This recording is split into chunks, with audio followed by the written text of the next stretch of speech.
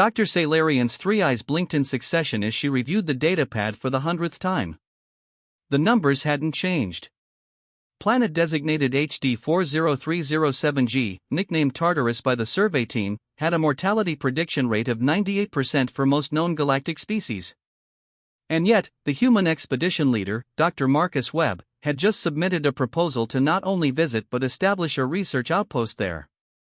"You cannot be serious," Salarian said, her translator rendering her chittering into standard galactic common. "The atmospheric pressure alone would crush most of our species. The gravity is 2.3 times galactic standard. The native flora produces toxins that can dissolve silicon-based life forms." "Yes," Marcus interrupted with a smile that Salarian had learned meant humans found something amusing. "We read the report. That's exactly why we want to go. Tartarus might hold the key to understanding extreme adaptation evolution." Salarian's head tendrils quivered with agitation. In her 3 centuries as the director of the Galactic Science Consortium, she had never encountered a species quite like humans. They had joined the galactic community only 40 years ago, yet they had already gained a reputation for volunteering for the missions no one else would touch. "Very well," she finally conceded. "But you'll need a multi-species team. Protocol demands." "Already assembled," Marcus said, sliding his own datapad across her desk. "We've got volunteers from 12 different species. Everyone's been briefed on the risks."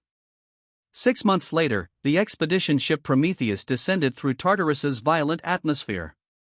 Lightning storms raged across continents. Mega hurricanes, each large enough to swallow Earth's moon, churned across acidic oceans.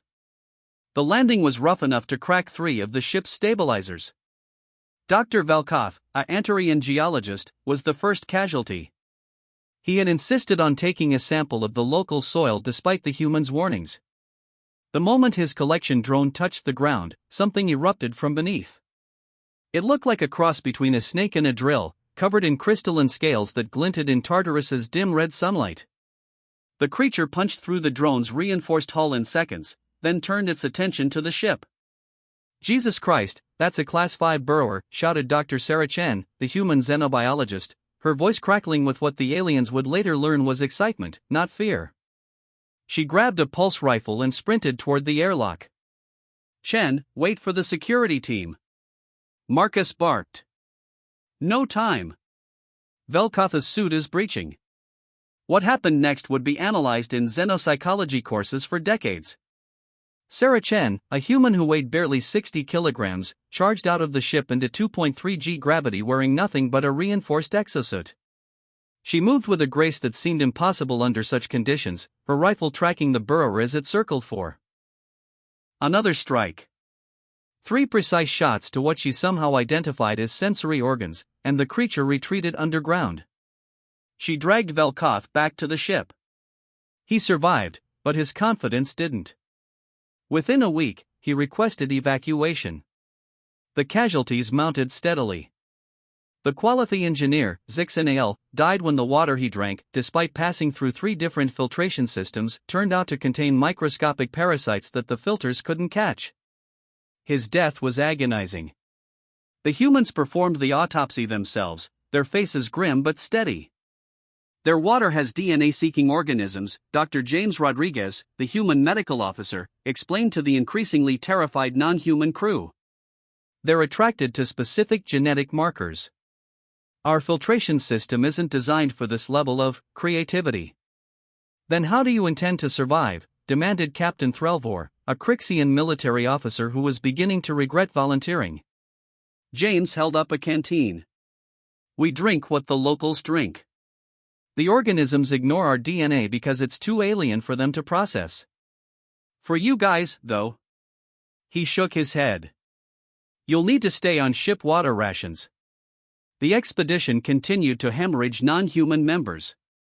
The Centauri botanist had an allergic reaction to airborne spores despite her environmental suit and had to be put in medical stasis. The Aurelian atmospheric specialist fell into a sinkhole that opened without warning. The rescue team found only his equipment, dissolved by something in the underground rivers. By month 3, 90% of the original 200-member expedition had either died or been evacuated. The remaining members were a security detail of 5 Crixian soldiers, Captain Threlvor, Dr. Salarian herself, who had insisted on joining mid-mission, and 23 humans. Threlvor watched in disbelief as the humans went about their work with what could only be described as enthusiasm. Dr. Marcus Webb spent 12 hours a day outside, studying the megapredators that roamed Tartarus's jungles. Sarah Chen had catalogued over 300 species of lethal fauna, getting close enough to take tissue samples from creatures that could tear through battleship hulls. How? Threlvor finally asked Marcus one evening as they sat in the observation dome, watching a storm system that generated lightning powerful enough to atomize steel. How do you survive here? Marcus looked genuinely puzzled by the question. What do you mean?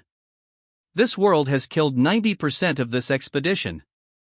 The atmosphere is toxic, the gravity is crushing, every living thing here wants to kill and eat us, sometimes in that order. Yet you humans act as if this is routine. Marcus was quiet for a moment, then smiled that unnerving human smile. Captain, where do you think humans come from? Earth. Everyone knows that, right? And do you know what Earth is classified as in our own xenological databases? Threlvor's mandibles clicked uncertainly. I know. Class 12 Deathworld, Marcus said softly. One classification higher than Tartarus. The words hung in the air like a death sentence. Threlvor felt his blood turn cold. Deathworlds were categorized from Class 1 to Class 15, with anything above Class 8 considered unsurvivable for extended periods. Class 12 meant. That's impossible, Threlvor whispered. Nothing can evolve on a Class 12 world. The mortality rate is about 95% for most galactic species if they tried to live on Earth without protection, Marcus confirmed.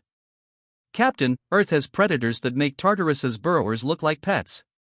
We have microorganisms that can kill in hours. Our weather patterns regularly destroy entire cities. We have volcanic eruptions, earthquakes, tsunamis, and hurricanes. Oh, and our sun bombards us with radiation that would give most species cancer in weeks.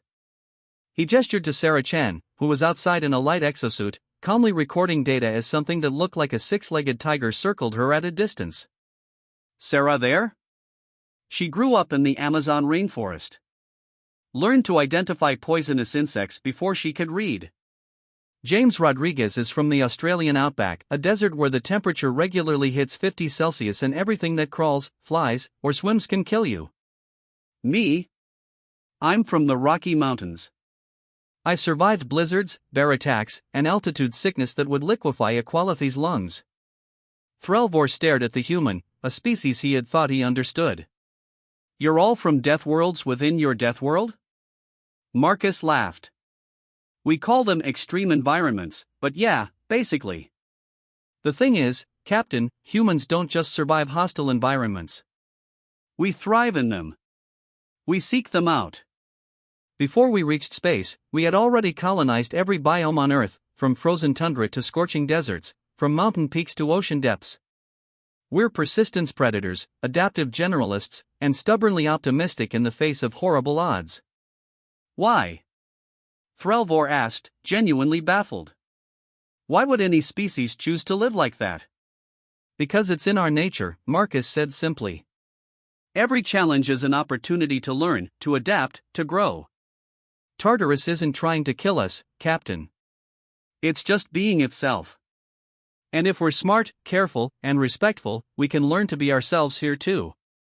Dr. Salarian, who had been listening quietly, finally spoke. Dr. Webb, I owe you an apology. When I approved this mission, I thought you were being reckless. Now I understand you're the only species in the galaxy equipped for this kind of work. 3 months later, the Tartarus Research Outpost became operational.